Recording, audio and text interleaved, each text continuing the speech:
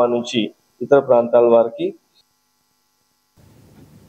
Hyderabad Kukatpally police station పరిధిలో విషాదం జరిగింది. తొల్జాపూర్ నుండి అమ్మవారిని దర్శించుకుని తిరిగి వస్తూ ఉండగా వాహనం ఢీకొని మహిళ మృతి చెందగా ఇద్దరికి గాయాలయ్యాయి.